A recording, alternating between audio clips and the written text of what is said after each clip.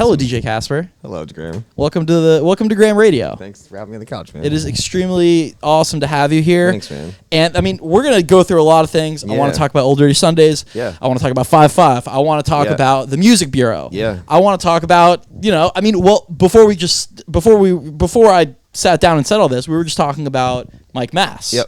And I was about to tell you about the history of Graham Radio, but I've talked about that on other podcasts. Yeah. So I kind of know some of the story. I should watch more.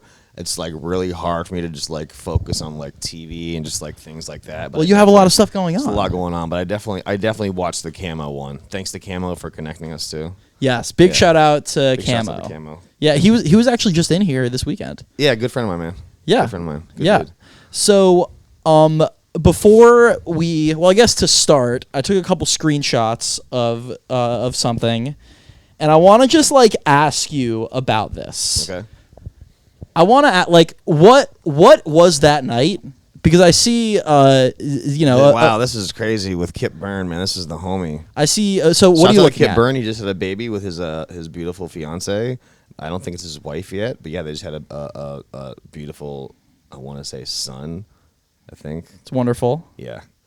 So he's living in Arizona now. So tell me what you're looking at. This is just in the booth with my homie Lesage. Also, Lesage is one of the founders of ODS with me. And then Kip Byrne. Kip Byrne was a good friend of mine who used to run a legendary venue in Tampa, Blue Martini. So he lives in like Arizona now. He's like a nomad. But yeah, that's just kind of like a day in the booth. Yes, and 2014, I was definitely super drunk in this picture. Damn it.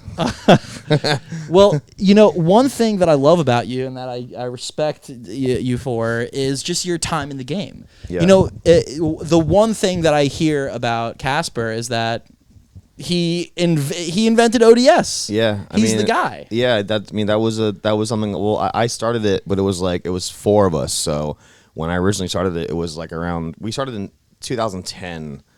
It's like around May. I don't really know the exact date, but 2010. So it was like, at the time I was living in Tampa, but I was before that I was living in Orlando for 18 months. In Orlando, a buddy of mine, Why Not, and John Santino and Danny Vanagas, they started a party called Lazy Afternoon Sundays. And so Lazy Afternoon Sunday was a party on Sunday, and it was a daytime party, like 4 to 10. They threw it at backyard bar or barbecue bar. Or no, they threw it at I Spy. So I Spy was a spot in Ybor, or not Ybor, downtown Orlando. It's recently closed, and it was like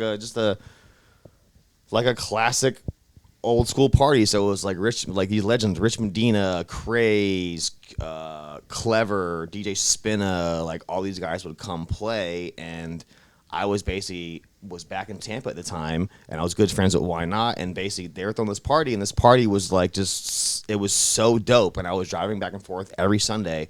I was sleeping on Why Not's couch, and I was playing his party for free. I wasn't on the flyer. I would drive over there. I would show love, promote this party. I would never have a drink ticket. I would have like $200 tabs. Would do this every Sunday. Would wake up Monday morning and drive to work, and I was working in car dealerships. So I wasn't even like in the DJ trenches. Like was DJing in my bedroom. Was like been buying records since I was like 16. So this is like 2007 ish.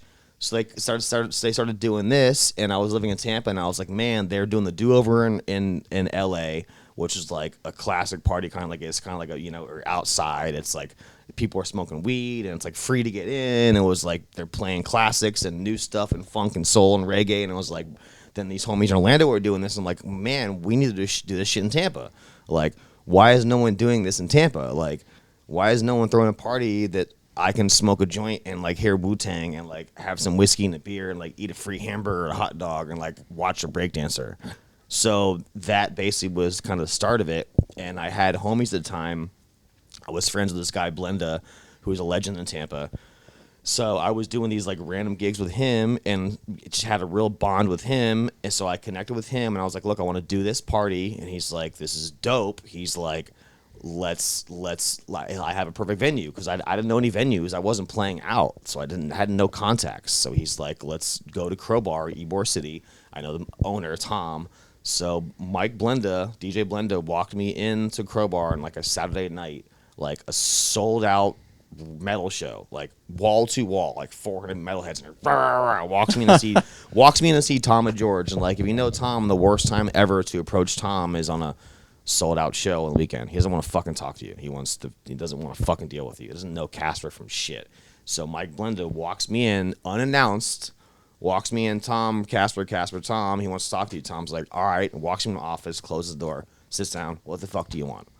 And I'm like, well, I want to throw a party and like I want to do it like in the daytime and on Sunday, and I want to play this, and I want to smoke weed and give out free food and have no cover. And he's like, well, how the fuck are you making money? And I was like, I don't know.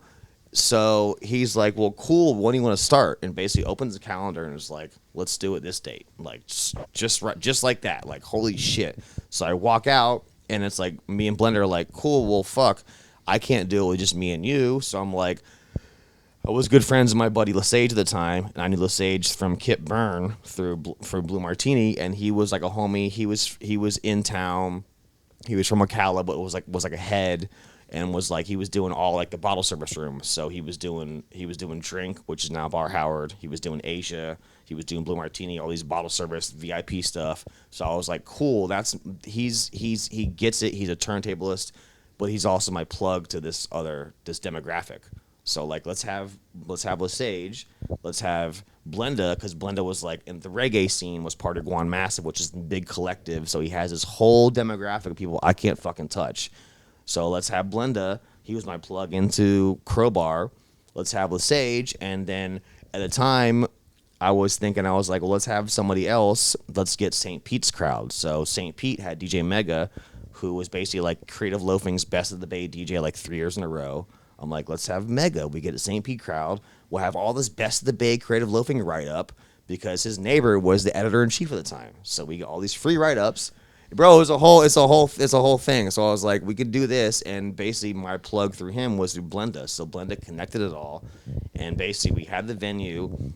Me and Blenda were at his house one day, like basically playing records, like hanging out. It's like, what do we call this party? I'm like, I don't know. So we just kind of go back and forth and say some dumb names, and Blender's like, bro, we should call it Old Dirty Sundays, like Old Dirty Bastard, and we can nickname it ODS. And I was like, that's fucking perfect. So we were the four horsemen. We had all four of us. We had a date, and those four horsemen again were DJ Casper, it was me, Blenda, DJ Mega, and DJ Lesage.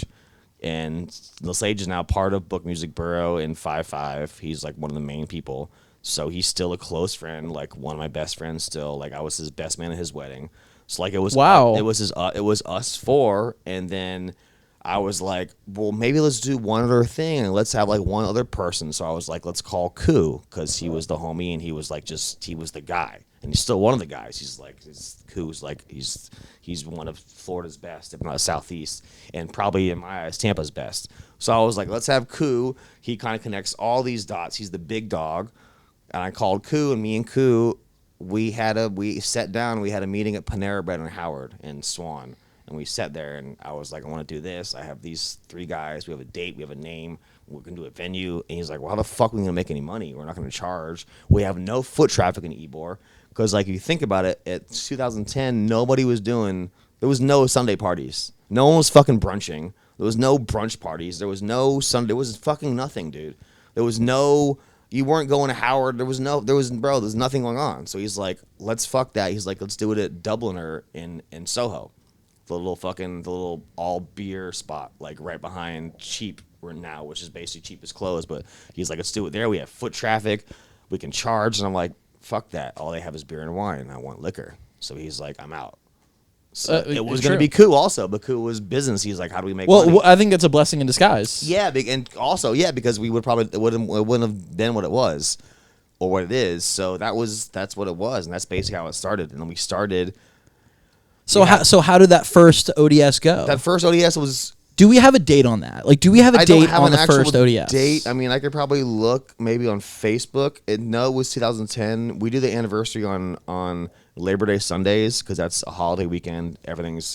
So we probably started 2 or 3 months before that, probably in like March or April. But because when we started, it wasn't too hot. It wasn't crazy, and it was 4 to 10. It was 4 to 10 p.m. every Sunday. So it was 6 hours. It was us four playing, and basically. everyone would go like 30 minutes, 45 minutes, just kind of play. And like the first Sunday we had, some people that are at ODS every Sunday were there that first Sunday.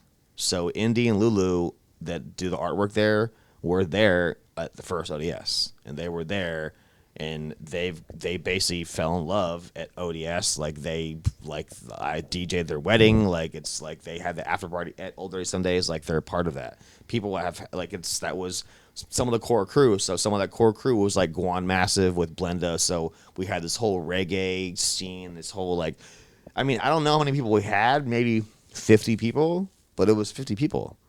And it was like we opened up doors. Tom, it was free to get in. Tom would grill hamburgers and hot dogs. We'll give out hamburgers and hot dogs for free. Everyone who walked up, you could have 10 hamburgers and hot dogs. You could eat as many as you want. I want 5. He'd give you 5 right there. There you go. And he would vodka soak pineapple and like watermelon. So fun. And he would just pass it out. You'd walk up to the bar, you just pass it out. Here's water watermelon. And people would just get shit can drunk, and we just have a great time and just play records, man. Like, and that's the origins of ODS. That was how it started. And basically, like, it started, and originally what I wanted was I kind of wanted to model Lazy Afternoon Sundays and like Do Over, because Do Over had a core team and Lazy Afternoon had a core team also. It was like the 3 or 4 guys, but it was guests every Sunday. So it was about us, but it was also about the guests, because I wanted to really showcase the DJs. And like, there's so many bad motherfuckers, but like some of these guys like are doing these bottle service rooms. They want to be doing this shit. So it was like, that's what it was like. And it really wait, sorry, you're saying these guys are doing? Yeah, they are like, and they still are. Like some of these big names, like, you know, the Z Trips, the Crazes, like all these big Tony Touches, like all these guys are still getting bread off those rooms, but they want to play this stuff. They want to play the stuff that they love. Yeah, I saw a picture of you in Z Trip. It's one of my best friends. It's like that's super close homie. Like he's like a mentor of mine. Like I've done a lot of things with that guy. Like I've shadowed that guy in a lot of rooms. Like I've been with him in a lot of situations. Have you heard? I'm sure you have. Chris Carnes. Yeah, I've stayed at his house. He's a good friend of mine too. Have you really? I'm good friends with him and his beautiful wife, man. He's killing it with Pretty Lights right now, huh? He's part of Pretty Lights. Yeah, Pretty Lights Live. That whole thing happened like so organically. Like, yeah, it's a good friend of mine, and like a lot of these relationships have grown through ODS, but it's like naturally, because like I'm just a real motherfucker. So like if you come and I open the doors up for you, like I'm gonna show you love like a fan, but I'm not gonna fan out and be like, hey man, like why'd you want to come a DJ? Like I'm gonna show you a good time and like let's have a good dinner and let's play some records and I'll see you next time, bro. And yeah, we keep in touch or we don't. And a lot of times I travel, so like I'll be out of town, like, hey man, I'm coming to your city. What's up? You know, how you want to have dinner? And he's like, where are you staying? I'm like, I don't know. Just come stay with me and my wife. All right, I'll stay in your basement. Like, I fly to Oakland. I stay with Platter and his wife Michelle. Like, I go to like New York and I'll stay with like Rock One, like on his couch, or like it's just like. So what I'm hearing from you is that Old Dirty Sundays, ODS, is culture. It's friendship. It's family. It's culture. It's the scene. It's and we need, like, there's a lot of things.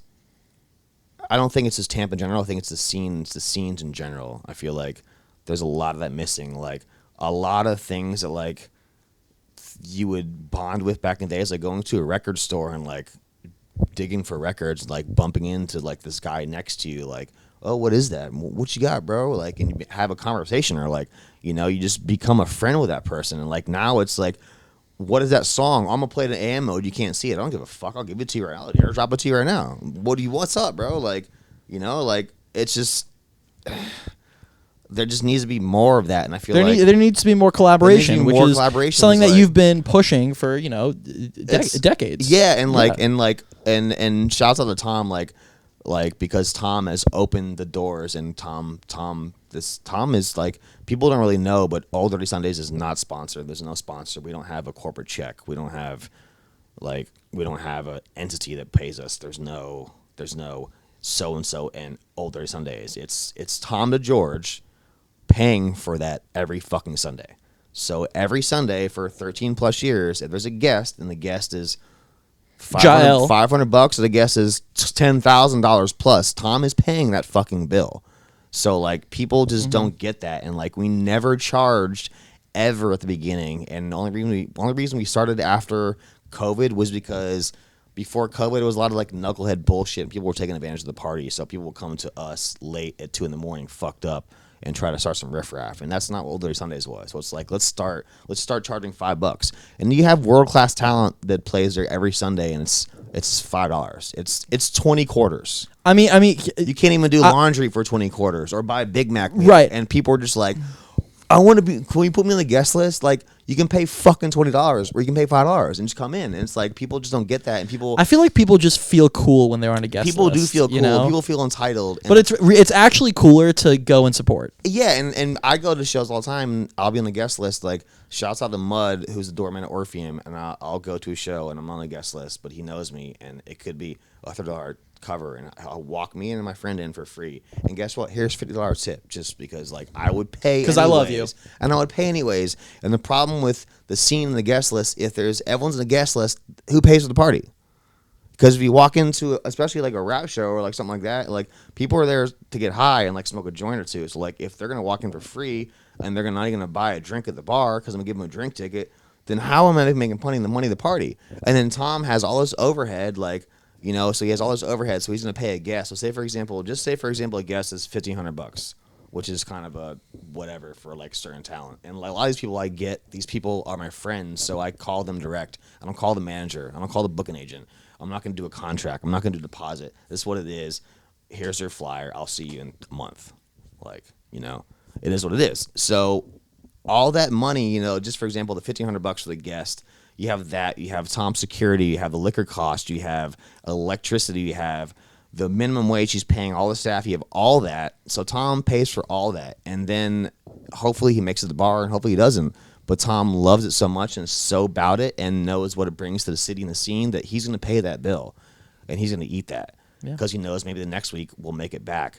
But then also, to that being said, if there's a guest and there's overhead, there's no money for anybody else. Well, you know, so like, I want to push back a little bit. Yeah. On the, you know, whether or not like money is made and like the overhead issues and things, like have you ever thought about like, oh, if we like, and I guess this is sort of a Graham Radio self promo, whatever, like what if you like tried to make it like a TV show basically and not change anything about it except bring in like, you know, talent that could put it on YouTube and make it look beautiful.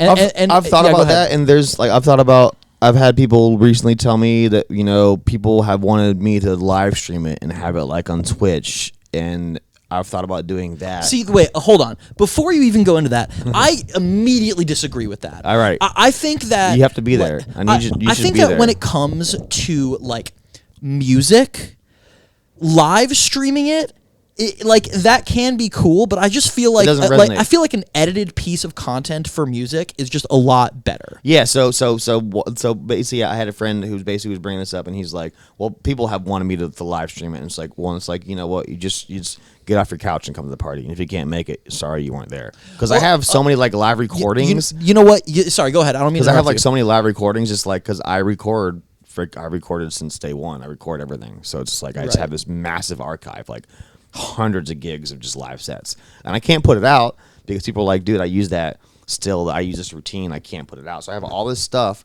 so like I've never been able to do anything with it, and now it's like recently people are like, well, you should live stream it, and I'm like, no, because you should be there. But people are like, well, you should, because now you have all these GoPros, you can make these amazing videos, come out of the mixer, edit it. So I thought about doing that, and maybe doing like recording those, editing it, and like on Tuesday morning, here it is on YouTube, and you could watch it then. And you know, let's think outside of the box, though. Let's think outside of the box. And first of all, I just want to say this. Yeah. When motherfuckers give me advice about my own show, they can get fucked. Yeah. And right now, I can kind of get fucked for like giving you advice for. Well, I mean, anything, I listen to it. Like I listen to it, and so, I like constructive criticism, so I'm open to all that. So, you know, as a guy with, you know, podcasting equipment, and I've gone to shows and I've recorded them before, like, you know, what if, you know, it's 6 hours? Okay. Like I'm trying to think. I'm trying to make this as simple as possible because editing sucks. Yeah. And it's expensive. It takes the time. the more cameras you have, the more you got to edit. The more you record, the more you got to edit. It's so annoying. So like, here's just an idea for ODS. Sorry. Yeah. Put a camcorder in like right in front of the stage, like out of view, so it's not like obnoxious, and just hit record. And at the end of it, like find the most fun moments, and just cut them together and put them on Instagram. Yeah, we had just had Boy Genius, and Boy Genius recorded his whole thing, and he had like the GoPro. Amazing. And it was like right in front of the mixer because we were on vinyl all night, so it was like he just wanted to capture all that, and just like just the whole thing. Yeah. And it was like he stayed at my house, so he comes back over and watching, and I'm like, dude, this is incredible, dude. It's so like, cool. Holy shit, man! So like cool. I need to do more of this. And now you have the 360 ones, you can get like the whole thing, and it's just like. And now I've started doing things where I'm taking the Tascam and I'm trying to record the Tascam with the crowd, but it's like I have so many things just going on. It's like to do It's tough. to add one more thing and like edit that. It's like. I have so much on my plate. It's just like, how can I possibly find time for that? And if I commit to that, and it's like, oh, well, guess what? We're going to have this every Tuesday. This edited thing is, and well, there goes my Monday. Yeah. Like, there's my Monday. Yeah. So it's like, and usually I'm Thursday to Sunday, I'm usually 1 to 2 gigs every day. So it's and sort you of know what, stacked man? up. There's a lot of merit to the phrase, if it's not broke, don't fix it. Yeah, and then like so that goes back to the whole thing. Like so with like the guest, like so you have Tom, and Tom just pays for all this, and it's just like for 13 years, and it's like it's built a beautiful thing. Yeah. But then people also don't realize when you have like when people ask for a guest list or be like I want to come in or whatever, or like I'll just stand in front until Casper answers his text like 10 times. It's like what the fuck, dude? And people don't realize that Tom pays for all this, and then me and Fader or whoever throws the party with me, there's the money goes to the guests. So like I could be there for 6-7 hours. I'm not bringing home $1. Like, and I pay for a flyer. I pay for a flyer every week. I've had Marley. I've had Monica Delgado. We now have Bo who does a flyer. So that's a cost I pay for every week. If I have Instagram or Facebook promo, I pay for that every week. Yeah. If I have I do that. If I print 11 by 17s, I pay for that.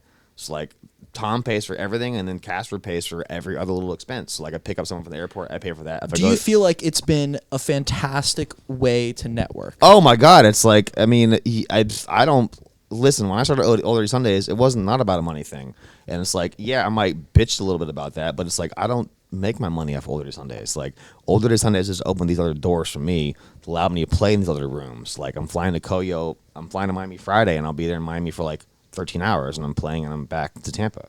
So it's like these relationships. And here's my question to that: how did that relationship come about?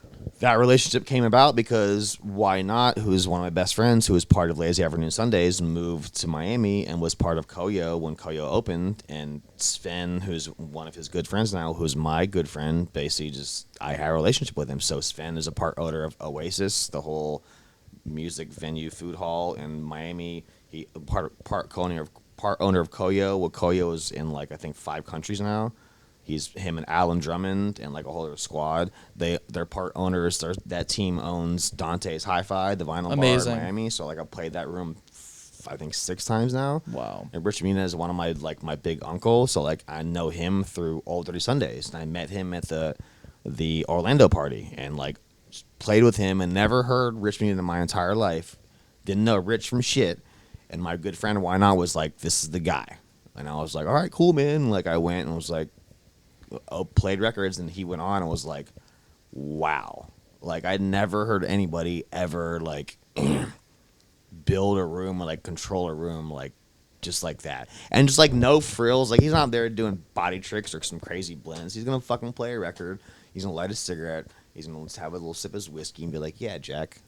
And just like let the record do what the record does. Yeah. So it's like those things, like those relationships, I got those off Old Dirty Sundays, and then I maintained those because of just the person I am. So it's like, we just met today, and nothing but love and respect. Yeah. But what I've seen from the outside looking in, the person you are, I think a big part of it is consistency. Yeah, and it's just I'm just a real motherfucker, and I feel like a lot of people are it's smoke and mirrors, it's bullshit. and like just cut a spade, like call a spade, like like people just they don't have have a thick skin on, bro, like, and take constructive criticism, like, like, Absolutely. you don't have to do what someone says, and you might not like what they said, might not like what they say, but listen to them because they might have some really good advice, and you might be like, damn, dude, what he said was really valid. I might not get it now, but maybe 6 months or 6 years from now, I'll be like, fuck, man, what he said, that was the shit, Yeah. But like, if you're just like, oh yeah, I'm not gonna, bro, man, no. I know better, bro. Yeah. Or like, oh, I'm gonna be upset about it. Like, well, you probably shouldn't be in the industry, bro. Like, precisely. It's just that's not what it is, bro. Yeah, exactly. And people give me advice all the time. Yeah. And I'm sure people give you advice All the time. Oh yeah. Yeah. But at the end of the day, they're not the ones doing it. No. And it's like you're not putting in the hours and the time, and like you're not Exactly. showing up, and like people also look at older Sundays and see all these guests, and they think, oh man, y'all are killing it. And it's like if I don't make any money, Fader doesn't make any money. Who's part of the party now because Lesage and Blenda and Mega backed out because there was no money and it was a lot of work and time. So they were just like, they have families and jobs, 9 to 5s. I can't do this. I can't show up and bring gear. And like me and Fader we have a Jeep. He loads a Jeep Cherokee. We bring a truck full of gear. We bring 1200s, mixer, speakers, subs, cables, mixing boards. We set everything up and break everything down when everyone packs up. Well, have a good night. We're packing the shit up and putting in the fucking car. What time do you get there, and what time do you leave? We get there at 8:45 and 9 o'clock, and I'm done in the car at 3:30. I'm home at 4 in the morning. Yeah, wait, 8:30, 9 o'clock a.m. No, p.m. p.m. So, Okay, so I'm yeah. There like 9. So 9 to 3 is 6 hours. Well, I'm there like 6-7 hours. It's a full-time job. It's tough. And I do a brunch every Sunday before that. So I work from 11:30. Where do you do brunch? I'm at AMSO. So I'm there every Sunday. So I'm there like 12 to 5. So I do 12 to 5. I come home. I have this little window I can like decompress. If I have a guest, I got to pick them up at the airport. I got to take them to the hotel. I got to take them to dinner. I got to load in, do sound check, make sure my guest gets there on time, play, say hi to everybody at the party, have a meeting with Tom, talk to staff, break everything down, and go home and take a shower. I mean, shit, man, you deserve. It's like crazy. Yeah, it's crazy. You deserve all the connections that you have. It's crazy. And like before that, like recently, I was in a relationship, and I was in a relationship for like 2.5 years, and then my girlfriend at the time. Wait, is this recent or? It's a recent breakup. It's like maybe a month or two or something like that. But it's all good, it's just life. Well, I didn't know if you were saying like 10 years ago. No. This is recently. So Okay. this whole time frame, like just put in perspective, like just like a weekly thing for Casper. Like I work every Thursday, so I work Thursday, Friday, Saturday, Sunday, and basically that's my Sunday routine. And then like my dedication is like so real, and I'm so just like into the shit. Like I was in this relationship, and I would have my gig every Sunday, come home from ODS, would get home like 4 in the morning, would take a shower, and I would get on a plane to fly to Miami every Monday. And my plane, I would fly Spirit. My plane would leave every Monday at like 8:10. So I would get to the airport and board at like 7:15, get to the airport, fly to Miami, be in Miami until Thursday morning, fly back Thursday morning from Miami to Tampa, get in town like noon, and then DJ Thursday, Friday, Saturday, Sunday, and fly back to Miami Monday. Meanwhile, your girl is saying, "Take me on a date." Well, yeah. She was a Pilates instructor. She was DJ too, so like she was in the scene too. But like, I'd get there and like it's like let's do full-time relationship shit, and then Thursday back at it, and it was just boom, boom, boom, club, and then Monday I'd get right back to Miami. Yeah, I did that for like 2.5 years, so it's like those and that whole shit. Like I was about to. That's tough. I was moving parts where I was trying to be in Miami. Like I was like setting up things. I was about to start a Monday in Miami. I was about to like do all these things. Where in Miami were you playing? Well, I play at Blackbird Ordinary a lot. Oh, fun. Which is I've been there many times. I played there numerous times. Like my good friend A Train throws a Tuesday there, so I play there Tuesdays, but also I play there on Fridays or like Saturday because Contra is like the GM, the booking agent. He's a good friend of mine, so he texts me. He's like, "What days you want to play in October?" I'm like, "I can do this day, this day." So I'll fly down there and do it. And I do Koyo Taco like usually twice a month on a Friday, which is in Wynwood. So I'll fly down I'll fly down like at noon on a Friday and fly back Saturday and work Saturday night and Sunday and yeah. So I have a question for you. Yeah. What was your first ever live DJ gig? My first ever live DJ gig was it was like a house party. Not a house party, but it was a clubhouse. It was at a clubhouse. A clubhouse. It was at like a clubhouse, Lake Carlton Arms, like it was a hotel or apartment complex on Van Dyke Road in like Lutz. It's a buddy of mine. I don't remember his name, man, but he was having a birthday party, so I DJ'd that, and that was my first live gig in front of like people, like not my bedroom. So if you DJ'd that party, I'm assuming that he asked you to DJ the party. Yeah. And that means that you were dabbling in your room. Yeah, I was dabbling in my room, so I was probably. Are you from Tampa, by the way? Yeah, I'm born and raised. Okay. So I was probably 16 or 17 at the time when that happened, because I was definitely driving, and this is when learner's permits were like 16, so I was either 16 or 17. So, and before that, my dad was the dean of admissions for the College of Medicine at USF. So like he had like an IT guy, like a computer guy. And his IT guy was a guy named Anthony Lemus, DJ ANT. Shouts out to DJ ANT because that guy, he was a DJ, but like I don't think he was playing out, but he would like make mixtapes. And my mom and dad would go to the gym and stuff at the time. So like my dad was like, "Oh, I want like a workout mixtape," and like this is like CNC Music Factory, like everybody dance, like that era, like Okay. So it was like that era. So like before I met Anthony, I was like recording on the radio station at the time was 93.3. It was the Power Pig, and so on Friday and Saturday they would have mix shows. Is that why you have that tattoo of a pig on your? I have a tattoo of a pig because I just like pork and bacon. It's just Okay, like, that's cool. I'm just a weirdo. Yeah, so the radio station 93.3 at the time, it's now defunct, but it was called the Power Pig, and on Friday and Saturday they would have like the live mix show from the club, like 9 p.m. to whatever 1 a.m. So I would sit in my bedroom and record it. Like this is the shit, and this is like the old rave days. Like DJ Magic Mike was like Drop the Bass was on, and that was like. By the way, what year are we in? This is probably 94. Okay. 94, 95. So I was recording these shows, hearing all these songs. So you're like 13 or 14 years old? Yeah, I was young, Okay. 13, 14. Like Now, so you're hearing all these songs on these yeah, radio I was hearing all these stations. shows, and just and like when do you say to yourself, and it's okay if you don't remember this exact thought, but when do you say to yourself, I want to try that? when I figured out I wanted to try it was because I was obsessed with like car stereos and like, you know, how many speakers you can put in a car, and like so I would go to like Gearhead. It was a gearhead. I was Fun. I was a total nerd, and like one of my first jobs was at Sensuous Sound System on Bush Boulevard. So I would like sell car stereos and like these big. Became the car audio manager. I was into the total nerd, bro. So like I would hear these mix shows, and then at the time they had like the car audio magazines, like Car Audio and Electronics, Auto Sound Security. Like, so I would go to Walden Books and I would just like sit there on the floor and like read these magazines, like buy them all and like just whatever. And like I would just draw these big diagrams, like, oh, how does like this and like these. I would call these stores like, oh, dude, what is it, Audio Itch on Del Mabry? I would like call them and be like, hey, if I had this, would it work? And these guys were like, bro, leave me alone. They would hang up on me. I'm just like, I'm like 13 years old. So then at the time, like I would go to these car audios, like stores. My dad would drive me there and I would like see the advertisement, like Al Lopez Park is a car audio show. So I would like go there and it's like all these lowriders and like Lowrider magazine, and like all these. So I would see these cars and it's like these Chevy S10 Blazers, like 12-inch woofers. And I'm like, this is fucking cool, man. And then I would hear all these songs that I would hear like on the radio. Like, so I would hear Magic Mike, DJ Magic Mike from Orlando, and like Drop the Bass, and like Magic Mike cuts the record, and all it was like, this is the shit, dude. What is this?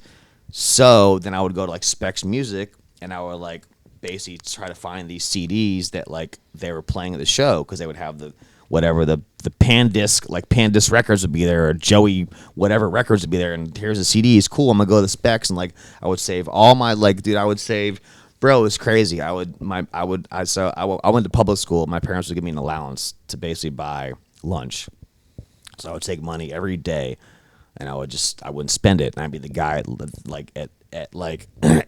the lunchroom. And like my parents had money. Like I wasn't rich, but I was a middle class kid. So like I wasn't poor. So like I would go there and, hey man, buy me a slice of pizza. I'll get you tomorrow. So I would just always mooch for like lunch. Would keep my whatever $5 a day. Would save that. And then, bro, I would have this whole racket. Like I would cut all the lawns in the neighborhood. I would wash and wax all these cars. My friends, my parents' friends, they would line up like Saturday. I would do like 10 cars every Saturday, make all this money, and then I would go to Specs Music and like buy all this just CDs, cassettes, all these things. Also, my parents, bro, my parents would take me. I'm a maniac. My parents would take me to like Sam's Club, and I would go to Sam's Club. It's like 6th, 7th grade. And I would go to Sam's Club and go and like buy like a big thing of like Kablooies or like Gushers, and I would sell candy at school. So I would keep my lunch money. I would sell candy. I would cut lawns and landscape, and I would like wash cars and then go to Specs Music and buy all the CDs and stuff I could. And the stuff that I would buy first was like Miami bass, because it was like every song was like pop that pussy or suck my dick or all these like explicit things. The covers like naked girls. I was like, what is this, dude? So I would take that home, and that's what it became obsessed with. Like no bullshit. And then so fast forward, DJ A&T Anthony Lemus was like my dad's IT guy, and then he basically told me that, oh yeah, this guy is also a DJ and he makes his mixtapes. So he'd make my dad these mixtapes, like from my mom and him to like work out to and get pumped up to. And I was, Fun. and I was like, oh, this is so cool. So he's like, I'll link you with him. So I basically would go to this guy's house, like off Hills Road behind Hooters, and would sit in his room and he'd just play records for me. And I'd be like, Off of he was a 2 turntables. He was a Vestex mixer, like a 17-inch rack mount mixer, like with was a 4-channel mixer with like that had an effects sampler and a whole loop thing in it. So he taught me on that. He had a rack mount Denon CD player with a separate controller, like a whole thing. So he taught me on that, and then basically I learned on that, and we became friends. And then he was like a big church guy, and just his life wasn't in that. So he basically he fell in love with this woman, and still his wife now, and they had all these kids. And he was like, "Well, I'll just let you borrow this gear." So he let me borrow his rack mount Denon CD player, his 2 1200s, and his Vestex mixer, and I basically followed watching him, and then took it in my bedroom. Was like, I figured it out. Wow, like, what a blessing. Just figured it out, man. What a blessing. He gave me those. He's just like, take that. So like those. So you learned. Is that what you used at your friend's party? That was what I used. I used that. Yeah, that's what was the first piece. That's the first setup I used, and like, so I would go and like I would buy records, but like I didn't have the proper like needles, and like I didn't have the proper stuff, so I was like kind of fucking records up like when I was figuring out how to scratch. So I would do that, and then I was buying like CD singles. So like I go to Specs and buy the CD singles because they have like acapellas and stuff. So because I was big blend guy, so I was like, because I was buying these mixtapes from like New York City, like Dirty Harry and all these, and like, oh, they're putting this song over 3 instrumentals. I was like trying to do that in the bedroom, and then I don't even know how many years I was doing that. Maybe a year or so, a year and a half. And my buddy was like, you should play my party.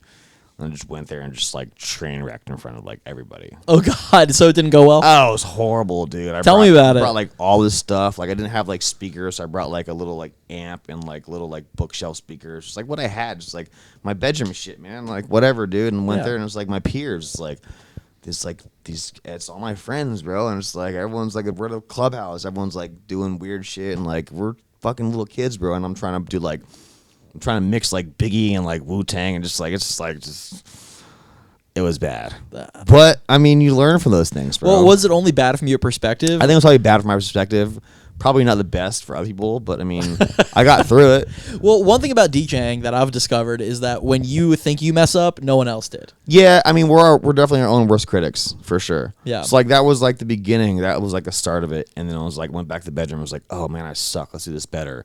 And then I just started studying it more and buying magazines, and then I would buy like DVDs, like instructional DVDs, like a Beat Junkies DVD or like a Qbert Demolition Pumpkin Squeeze. Like, how are they doing this? And like they're doing all these battle tricks, and I was like, I never got really into that. I couldn't do it because the mixer that I first learned on was a Vestex, and the crossfader was shot, so all I had was upfaders. So like when I played my crossfaders in dead center. That's dead center. I'm upfader, so I can get busy on it, but I'm not like doing that crazy shit. So my shit was just like, let's be really good at mixing records and just know our music. Just really know music. You know what I'm saying? Because like, everyone can bang these hits out, man. It's like, Yeah. that's the easy shit, man. It's like I want to go on a ride and like I want to like when I play, I really want to like tell a story, like, you know, because like I'm a big like sample head. Like, where did this song come from?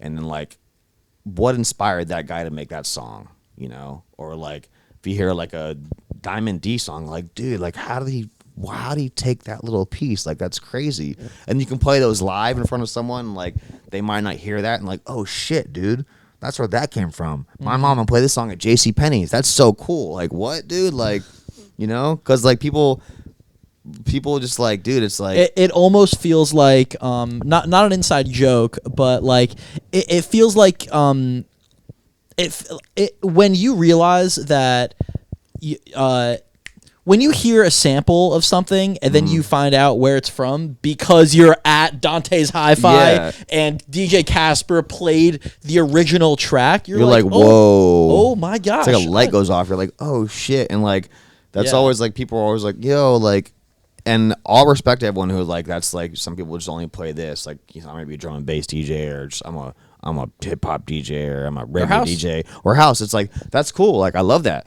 but like when you make a dinner, do you only use salt or do you use pepper, salt, Yeah. maybe some cayenne, maybe some fucking fresh oregano, maybe use all these things? Well, and then how do you like use all them? that. Yeah, I like all that shit. So Yeah. like, if I'm gonna go, like, you know, it's cool. Like I'll go. I'm into all that. I'll go to Space Near. I'll bang out 12 hours. I'll listen to 12 hours of techno. But like, when you leave the venue or listening to techno in the car or like house or like, it's just like I like it. I like to go on that journey. And like when I play, it's probably maybe hindered me sometimes. People think of me as just like a hip hop DJ. I'm just not a hip hop DJ because like when I play in hip hop style.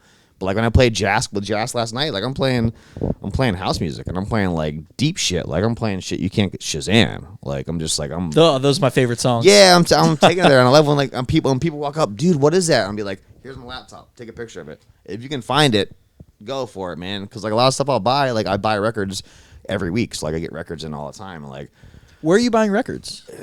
where do I not buy records? I mean, I'm a big guy in Bandcamp, so massive Bandcamp guy, which is like that's like a big hustle for me. Then I also follow a lot of people. So people that I follow will leave breadcrumbs, like, oh, boom, boom. I'm like, what store is that? And I'll hit up my friend Boogie Blind, like, dude, what store is this? Oh, it's my guy who owns Bum Rush 45s. Hit him up, and do like a big order. Hey, by the way, Boogie Blind connected me, and so then he sees my order. It's like, oh, here's a little something extra. So like, but I see those things, and I go and I'll buy records in the physical. So I go to a store and like I'll go to Steelworker Records on Martin Luther King Boulevard in Rome or North Boulevard, and I'll go see them and buy records. I'll go to Bananas in St. Pete. I'll go to Lucky Records in Miami and spend money with them. Like, I'll go on Juno and like buy something because it'll be late night and I'll be like, I'll see like a Twitch and someone's playing it. And I'm like, dude, what is that? And it's 4 a.m. I gotta have it. Boom, go on Juno and order it. So it's like, what are some prized possession vinyls that you have? I have a lot. Yeah, keep talking. Yeah, of course. So, like, what are some prized possessions? My prize possession is definitely my Beastie Boys stuff, man. That's like my Beastie Boys collection is definitely my Beastie Boys collection, and my Miami bass collection is like that's like my go-to. That's like Did you say your Miami bass collection? Miami bass, yeah. What is Miami bass? Miami bass is like Two Live Crew, Okay. Uncle Luke, Jam Pony, things like that. Like Uncle Al, DJ Laz, Poison Clan, JT Money, like a lot of that. Like it's like up tempo stuff. It's like club stuff. It's like fast stuff. A lot of like chanting, like pop that pussy, and just like really explicit and just like nasty shit. But it's fucking dope, man. And like the production and all that is like incredible. It's like all 808s. Like Mr. Mix was just like huge. Like so much turntablism and like so many samples. Just like so many things like that. The Beastie Boys is my favorite group of all time. So my Beastie Boys collection, and then my Miami bass collection is like that's like the go-to. Like, yeah, don't fuck with those. that's like my go-to. Yeah, and I mean, a lot of those must be dead stock. Yeah, and it's like, yeah, a lot of those stuff, You can't get it anymore. a lot of that Miami Bass stuff it's not on Shazam, it's not on Spotify. How'd you get that stuff? You buy it, you see Right. it, and then it's like, and then a lot of stuff is like you won't know unless you know. So a lot of stuff is like the labels, and like, I'll see a label or like I'll see a producer, and it's like, oh, I know that producer, I know this label, and it might not be the best record, but like there might be a piece on it. It's like, oh, dude, That's hot. That's the little. Let me go that little 10-second chunk, and I'll be out of it. And people, what the fuck is that, bro? Like, holy shit! And I get those things, and I'll rip them. So I'll get them in. Like I'm usually What do you mean you'll rip them? I'll record it. So I'll basically take the vinyl and clean it. I do have a whole thing. I'll clean the whole vinyl and get it nice, and there's like. How do you clean the vinyl? So you can go and you can buy a solution, which is like you can go and. Oh, like you literally mean cleaning, physically cleaning the vinyl. Okay. I take it out of sleeve because some places you buy records, like you go to a store and they'll clean it for you, but still there might be some smudges on it. So I'll go and it's basically a solution. It's like it's like 1 part rubbing alcohol, like isopropyl 80-20, to like 2 parts distilled water to like 2 drops of like Dawn dish soap in a spray bottle. So you mix that up, and then you basically take the DJ Casper concoction. Well, no, it's not mine. It's actually my good buddy Why Not, who owns Lucky Records. He gave this to me because I was getting all this stuff. I'm like, dude, like, what's the best way to clean these records? Because you can go on Amazon and buy like a solution that's like, $20, or you can make a solution and I can make a gallon of it for like $6. You should patent that. Well, I know. Well, Why not? Should? I'll pass it out. It's easy. Right. It's like it's just, you go there. I'm made a solution. Pass it out for free at ODS. I've made solutions. Like I've made a jug. My friend Fader, like, here's a jug. It's like, take this. Like, so you basically put all that in a spray bottle. You get a microfiber towel, and you basically put the record on the platter, and you spray the microfiber, and you just wipe it, like put pressure on it and wipe the groove, so you get every little piece of dirt and gunk out of there and wipe it off. Speaking of dirt and gunk, I do have a question for you. Yeah. I want to hear about just a failure when it comes to like you showed up and there was a massive malfunction with your gear. Like, oh man, I had a gear issue actually to last night. Actually, I was set up, was all good, and Jas played, and then we went to switch over, and like the left CDJ wasn't even reading, and then oh god, yeah, the left CDJ wasn't reading, so I had to go on internal, and then the right CDJ, everything's linked up, but the Q stopped working on the 2000, so I basically had to put him back on thumb drive, reset, and then go back over again, and that's like just a simple thing. I played at Rolling Loud once.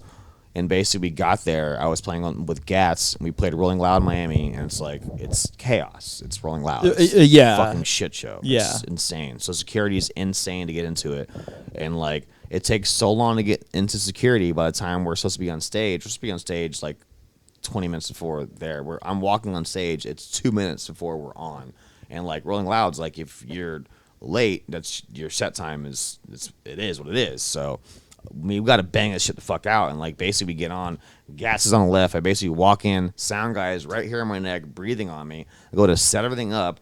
They don't have the gear that I requested in the rider, so it's like I'm on a whole different gear. So I don't have like the USB hub and like all these things. So I basically played the whole set on internal, like both CDJs on internal, boom, boom, boom, sound effect. What 1, 2, real. What does that mean on internal? So basically, like I have the CDJs goes on a CDJ in 900 because they asked for like 3 things, and I told them 3 things, and they gave me a 4th thing, which is not a big deal. I can play on that, but like when it's on internal, I have no control of the CDJ, so I have no pitch, I have no play. It's basically I'm playing on the laptop. On a laptop, okay. So I basically just press play on a laptop, pink, and then echo out, and next song echo.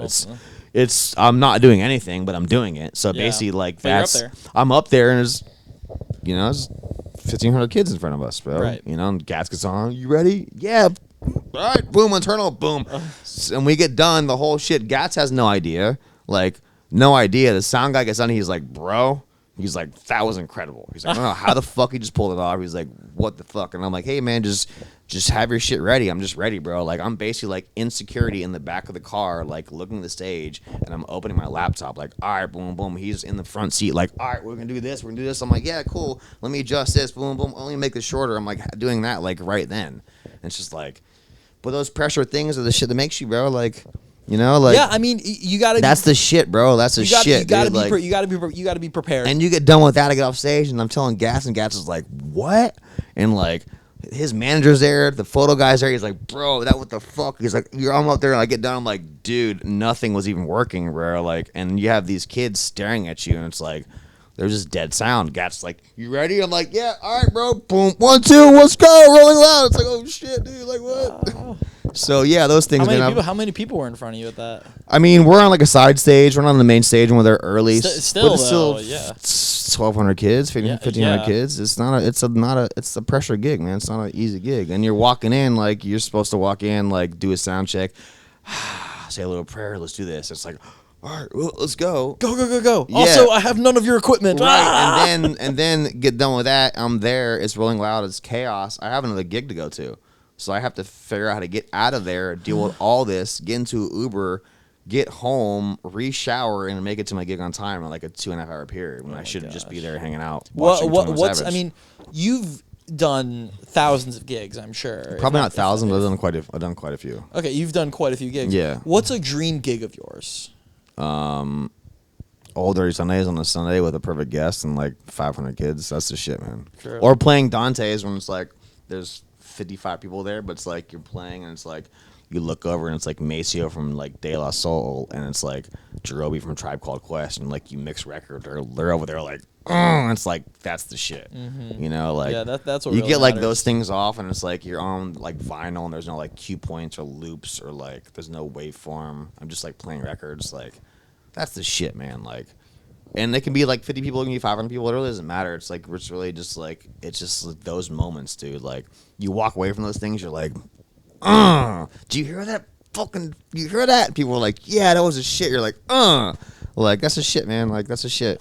That's like worth more than whatever paycheck is, like, you know. Yeah, a lot of people, as I'm sure have asked you, ask me why I DJ and I dabble in music, and Yeah. it's taken me a while to kind of come to the conclusion. But my real why is the feeling. Yeah. Like I remember being in college and going to my first few like house music shows, and I remember being in middle school and high school and college and going to Grateful Dead shows. Yeah, and, man. And during law school, going to Grateful Dead and after it Fish, and it's like all of these shows that I go to, not all of them, a lot of them, at some point, it could be hours into the show, I find myself just not having an ego. Yeah. And just being fully in line with the music. And that's something that I've been able to find myself. I've been able to create that for myself just DJing right here. Yeah, And, for sure. DJing, when I DJed at Emberd, which was just like amazing. Yeah. There were a few moments where it's like, yes, like I just You gotta like feel in the step away from flow. the deck and you just like look up like, damn, this is so cool, man. You Yeah. know? Cause like that feeling is just like it's very rewarding, man. It's like it's just very true and like raw, you know. So it's like, Yeah. and it's like you're playing other people's music unless you're like a producer or someone. You're basically playing other people's music. And you're basically playing for like them. So it's like when I can get that reaction and I get the same reaction and like it's just like reciprocated and it's like. Yeah, there's no ego there, you know. It feels wonderful. A lot of the shit nowadays is ego, which is kind of sucks. That's kind of like the scene that the way the music is nowadays. A lot of that is like that, you know, which is fine. I mean, I feel like everyone has an ego, but you just gotta check that shit. Like I have an ego. Like I know I'm a bad motherfucker, but I'm not gonna tell you I'm a bad motherfucker. Like it is what it is, you know. But some people wear that on their chest, and that's like, I feel like they shouldn't, you know. So there is a little elephant in the room. Yeah, I'm sure there's an elephant or two. As I'm sure there was, and I don't want to like go crazy, like touch on drama or whatever. Oh yeah. I mean, we don't really have to say any names. I mean, it is what it is. I mean, right. Well, we can say names though. Yeah, that's fine. I mean, Mike Diaz. Yeah. Someone who I've never met. Yeah. So someone who I have no issue having on my platform. Yeah, you should have him on here. Yeah, like I whatever. I have like I want to tell you what I saw from my perspective. Yeah, of course. And as I'm sure you can imagine, as someone who literally has a podcast in the Tampa music scene, a lot of people have, what do you think about this? What do you think about this? I'm sure. And the truth is I don't I have thoughts and opinions. Yeah. I'm going to tell you what I saw, and I'm going to tell you what I heard from other people. Of course. And I want to hear your perspective, of course. I'm sure you're going to ask me about it, so I'm here for it. I opened my phone one day, and I saw, DJ Casper, a very long Instagram post saying... It's a whole diatribe. Right. It was a soliloquy. And... that was so annoying making that video. I had to, edit, and I'm like, oh, my God. And, my homies are like, bro, you should just do it live. I'm like, I don't want to do it live. Well, the story that I saw from your perspective was... Mike Diaz opened for Troy Boy, who is a trap artist, yep. And Mike, he apparently didn't prepare, or I guess he didn't do what he should have done from your perspective, right? And there was an Instagram post where you said that he shouldn't be DJing. And he got pissed, and I think, and I'm sure you can imagine, rightfully so. Yeah, if I thought that I was doing a great job at anything, and someone you'd probably be upset about it, and someone with clout, DJ Casper, of course, said, oh, this guy publicly shamed me, I would be like, oh my gosh, fuck, yeah. But then so again, I don't know the whole story. Yeah. I'm just the Tom of The Great Gatsby, just the third party observer. Right. And I also understand that there was some sort of physical altercation, some sort of assault. That's the lawyer in me. He tried to take it there, but it's right. Whatever. Well, I have heard two main sides of this. Right. And by the way, what I just said is just that's what I saw. That's what I saw, and I also saw Mike Diaz's talk about it. Mm-hmm. He posted on Instagram, talking trash about you. Yeah, he was he tried to go to personal attack me, and just that's not even what my whole angle was. Try to call me a troll and talk about my sex life. It's you gotta relax, right? Right, sure. And so I just show a certain person's character, so that is what it is. So I want to say that the two main sides yeah. that other people are hearing from it, and I take everything with a grain of salt. Absolutely. Main side. So I'm going to start with the people, I guess, from Mike's camp. Yeah. So the people from Mike's camp have said DJ Casper should never have posted that, and everybody at the venue was having a great time, mm-hmm. and really he did a great job. And they are in two separate worlds, right? And Casper had no right, right? And the side that I've heard from your camp, yeah, is Mike Diaz should not have been booked, right? Because that this is a trap show, right? And he was playing top 40 BS house sing-alongs, yeah. and the people there thought that it sucked. Yep.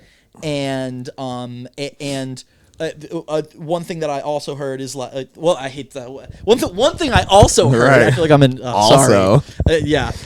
Said the big two though. The uh-huh. big two are you should not have posted that, uh-huh. and he should not have tried to fight you. And right. again, I also want to say, I am not stating that, and this is just liability stuff. It's all love. I am not stating publicly that anyone tried to hit anyone. I am not accusing anyone of a crime at all. Right. I am just reporting third party information. I wouldn't call it a crime. I mean. Okay. Yeah. Great. So talk to me. So my thing with it was that people felt like I shouldn't have posted that in a public forum, and I maybe shouldn't have, but I tried to address that with people involved behind the scenes that are booking that whole entire show on Monday when the show's on Friday, because I basically wasn't even privy to the show, I didn't even hear about the show, and one of my friends, Flacco, was like, bro, we're in the car going to lunch, he's like, oh, he's playing Troy Boy. I'm like, dude, what the fuck is this? He's like, new Troy Boy. I'm like, this is crazy. He's like, he's at Armature Works Friday. I'm like, that's dope. So I go, pay cover, go hang out. I'm at the show, and I had talked to a buddy of mine who was basically part of the booking for the show and was like, oh, blah, blah, blah. I'm like, who's opening? He's like, oh, it's Mike Diaz and it's Gemini. I'm like, well, that's crazy because Gemini is my good friend, but Gemini doesn't play future-based trap music like this wubby-dubby stuff that Troy Boy plays. Like, so that's weird. He was like, who's opening? He's like, oh, Mikey Diaz. I'm like, I don't fucking know who the fucking Mikey Diaz is. So, like, it is what it is. Like, cool. Like, all right, I'm going to go to the show and just see what happens. Like, cool. I think he probably was thinking I should be opening the show, and I'm like, well, it shouldn't be me. Like, he's like, and he was basically like, I already talked to the main booking agent and the promotion company throwing the show, and he's like, they have these guys in place, so it is what it is. I'm like, cool, man. Like, it doesn't have to be Casper opening, but I feel like it should be someone opening, closing that gets the format. So I'm like, cool, whatever. So I go to the show, sold out room. GA is $50, so it's $50 to walk in the room. That's a lot of money. It's $50. So there are kids there. It's 1,500 people there. So it's like, yeah, people are listening to Mikey Diaz play, but Mikey Diaz is doing the Mikey Diaz show. So he's not playing future bass or trap music. He's like 128 BPM playing like Journey fucking remixes, like LMFAO edits. It's a fucking joke. Like, and people are there, they're whatever they're doing, but they're there waiting for Troy Boy. So they're not gonna fucking leave because Mikey Diaz is playing the Mikey Diaz show. Yeah, sorry. Hold You on all good? 1 second. Yeah. So people aren't leaving because they paid $50 GA and they're there to see Troy Boy. So like he's up there doing his thing, which is cool. Like I'm not discrediting what Mikey Diaz is doing, and I'm not saying he shouldn't DJ because he can mix a record. I'm not saying that. I'm not discrediting. It's you whatever. And people have gimmicks, and that's cool. And I don't give a fuck what your gimmick is, but like if you're on a bill for a show and you're opening for the main act or you're following the main act up, you should get the fucking memo. And you should try to play what the opener or the headliner is playing. And if you don't get the memo and you're on that bill, maybe try to fit the memo and don't try to do the Mikey Diaz show. And don't maybe spend an hour or two and try to do this format and maybe spend $100 on some music and try to do that shit. So kids aren't looking at you like, bro, what the fuck is this kid doing? Because for me, I take it as disrespect because like I take my craft very seriously. And that's like when you're up there and you get booked for that, it's a fucking joke. And like I'm friends with a lot of people in these scene, these big names. I'm not going to say people's names because this is on a podcast. I'm not going to have it get back to them. But I've been with these people, these massive people that are out of here, way bigger than Mikey Diaz could be. These people are huge, Grammy nominated people, and they'll come and they'll be like, I love you, Casper, but your scene's a joke. It's a fucking joke because we go to certain shows and the talent before and after us doesn't get the memo. So we'll come there and we'll get your check, but like, what's going on in Tampa? So I see this and I see this whole thing and I'm like, dude, what is happening? So then I'm there and I'm literally talking to the owners of the venue and I'm talking to the guy who's throwing the whole show. They're like, bro, it should be you. Oh my God. I'm like, bro, it doesn't have to be me, dude. It doesn't have to be the Casper show. It's not about me being on that stage. You can put a 15-year-old kid on that fucking stage and let them do it, but have them give them a show. Because these kids are paying $50 GA. You got to pay $50 GA. You got to get dressed. You got to go to dinner. You got to grab an Uber. You got to pay whatever drugs you're paying. That's an expensive night for a kid. So give them a fucking show and don't make it a Mikey Diaz show. And I probably shouldn't have posted that, but the reason I posted that was because I wanted him to see my first Instagram post. And my first Instagram post wasn't the whole long thing. It was on my IG story. And it was the night it happened. I'm like, basically, look at this kid. It's a fucking joke. You didn't get the memo. Do better. And he took it some type of way. And instead of looking at it and being pissed about it and reaching out, being like, yo, what the fuck? And talking to me like a grown man, I would have been a vet, but like, let's have coffee and I'll talk to you. But instead, he tried to attack me at the after party when I'm basically going to see the owner of the venue and the guy who threw the party and talk to them personally. Like, so I don't really give a fuck how Mikey Diaz feels or his fucking camp. Like, I've reached out and I've told people I'll speak to him in person and have a gentleman conversation with him. Well, come on in. No. Yeah, I mean, it doesn't have to be a physical thing. I don't give a fuck if you personally attack me and talk about whatever sex life you think I have or whatever you think I've done or haven't done. Like, I don't have to validate myself to you. Like, it really doesn't matter. You can play whatever small little venue on Soho you play at. I don't give a fuck about that. That's cool, bro. Do that. But when you get on that stage and that platform, give the kids a fucking show, bro. And I had words with Gemini also because Gemini was on after Mikey Diaz, and I came at Gemini on Instagram too on the same IG story and was like, bro, what the fuck? Because when he went on after Troy Boy, his first song was Cinema. That's 128 BPM, and the whole entire room cleared out. The whole room. Wait, you lost me. Whose song was Cinema? Cinema, what's it? Benny Benassi. Cinema lights. No, I know, but you're saying That was so basically after Troy Boy. Before Troy Boy was Mikey Diaz, and they had Troy Boy's opener who travels with them. Then after Troy Boy, the headliner, then they had Gemini go on. So Gemini's my good friend too, and Gemini's a vet. He's a legend in Tampa. He's a legend in the Florida break scene. He's a legend. He's a legend. Like some of my first ecstasy days in the 90s were his mixtapes. I would go see him at like Fantasy Ranch. Like he's a legend, and he deserves to be on that stage, and he has every accolade. He deserves all that, but he also didn't get the memo, and he doesn't play that music. So when he got booked on that stage, instead of saying no or trying to fit the format, he just went on and did the Gemini show. Okay. Which is kind of like with the Mikey Diaz thing. And I spoke with Gemini. We had a long talk about it after. And I was no ill will to Gemini, but I just told him, and he got it. He's like, yeah, I don't get the music. I should have been booked. It should have been you or Koo. And I told them 2 weeks before the show that it should be you guys, not me. And I'm like, well, that's the problem. And the reason I'm posting it online is because I try to do it behind closed doors and talk to my friends involved. And everyone try to give me this bullshit answer, which is fine. That's all good. But when I go there and I see it and I'm trying to have a good time, and everyone's that I'm around, this whole VIP section is like, what the fuck? But they're staying because they want to see Troy Boy. But then it's just like... that's like, I feel like that's just the problem, because a lot of people just want to do they want to do them. It's the ego thing we just talked about. You got to check that shit. You're playing records. Like, people aren't paying to see you. They're paying to see Troy Boy. So I want to push back a little bit. Yeah. So one of the things that you brought up just now is, you have these, like, these big people who, Grammy nominated people, and they say, like, what is going on in Tampa? Yeah. Why are... It's more than once. It's more, it's probably 7 or 8 people at this time. Booking agents is crazy. So then, I absolutely understand that. So then my question is, why be upset with Mike Diaz's performance, when in reality the bookers more than likely probably knew what they were getting with Mike Diaz. I mean, so my question is, like, why not, why post Mike Diaz rather than booking agent X or whomever was the booker? Like, why not post about the booking agent? I mean,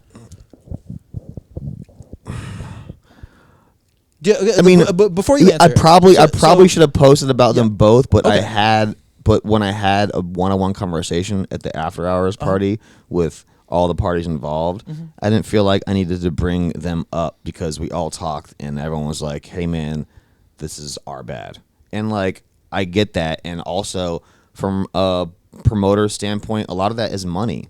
Yeah. So like, if they're going to get X DJ for a couple $100 and they're gonna look at me and I'm 5 times that, then why are you gonna book me and just book that guy? You know? So I kind of get that, and like a lot of that does have to go with who's throwing the show, but also a lot of that comes down to the guy, like, who's if I see that and someone books me for that and I'm getting booked for show, I'm gonna be like, if I don't know how to do it or I can't figure out how to do it, I'll be like, I can't do that. But this dude can do that. Like, and that's just the ego thing. So I feel like, and I honestly, if he didn't try to pull some punk shit with me at the after hours and try to come at me. So what exactly happened there? Like, what exactly happened there? I was just basically getting dropped off at the after hours and was basically walking up to the door, and Mikey Diaz, like a maniac, tries to run at me and tries to fucking take my head off. Okay. And I just dodged it and was like, what the fuck are you doing? And he was like, fucks my hair up, and that's it. And he basically gets dragged out by security and gets kicked out, and is basically on the side of the street in front of the after hours making a video talking about me and talking about Flacco, because Flacco DM'd him and was like, don't do that, you're an idiot. So he tries to attack me and call me whatever, a hobbit. I don't give a fuck, dude. Like, I don't give a fuck about that. And he basically tries to come at Flacco. So all that bullshit, when he's on the side of the street looking like a punk, trying to get in the party, but he's not allowed in the party because he was already banned from the party weeks before because he's an idiot. He tried to, I guess he tried to fight, I guess he tried to pull some bullshit with fucking, Pushman or something. I don't know, bro. I've heard all these wild stories. Let's not bring other people. I don't even give a fuck about none of that. So, man. Like, it is what it is. Thank you for elaborating a little bit more. Yeah. On the issue. So what I'm hearing is like the overall. One of Graham Radio's goals is to promote the house music scene in Tampa. Yeah. And it sounds like that is also one of your goals. And I think that if Mike Diaz was sitting right here, he would say that that's one of his goals. Yeah. And what it sounds like is, your process is a lot different than his process. You've been in it a lot longer than he has, but he's, I guess you could say, I think it's fair to say, I think that if he was sitting right here right now, he would say that he is a new face in Tampa. Yeah. I don't know him. I don't want to put words in his mouth. That's all hearsay. Right. But nonetheless, the main goal of all of us, we're all realistically on the same team. We want to promote the Tampa house music scene and just the music scene in general. Absolutely. Just the music scene in general. Absolutely. So, I like what I think is that, the whole situation, just like my grandma would say, the whole situation is just a big oops. Yeah. Oops. Yeah. You know what I mean? Oops for posting. Yeah. And going public with all of it. Oops for maybe Mike Diaz should have played more trap. Oops to the book. Right. But you know what? You live, you learn. Yeah, and it's like and at the end of the day, it's all love. And we're just trying. We're all on the same team. We're all on this music team. And my whole thing was that it was coming from a loving place. Like, I wasn't on some like, fuck this kid, he shouldn't be. It wasn't that. It was coming from a loving place. It was also coming from a very frustrating place because I love our scene and our music scene, whether it's house or hip, it doesn't matter. Just our scene. I love my city, so I love this shit, and like, I take my shit seriously. Yeah. And a lot of my friends will tell you, like, I'm not gonna like pussyfoot. I'm gonna bring my shit to your front doorstep. That's just the way I am, and like, that's just the way I always have been. And people might not like me because I'm very real and I'm very raw. But that's just the way I am, and I'm passionate about my shit. So like, sometimes I might come out in maybe a bad delivery, but it's all coming from a loving place. You know what it is? It's a little tough love from DJ Casper. Just a little tough love. Just a little tough love. That's what it is. Like, I've literally talked to like 2 or 3 friends about this, and they're like, bro, you shouldn't have done that, blah, blah, blah. And I'm like, look, man, like, the kid. Reach out. I'll have a coffee with the kid. Like, I'll sit down with him and talk to him like a gentleman. It's like, it's not some rah-rah shit. What are you back to back with him? I mean...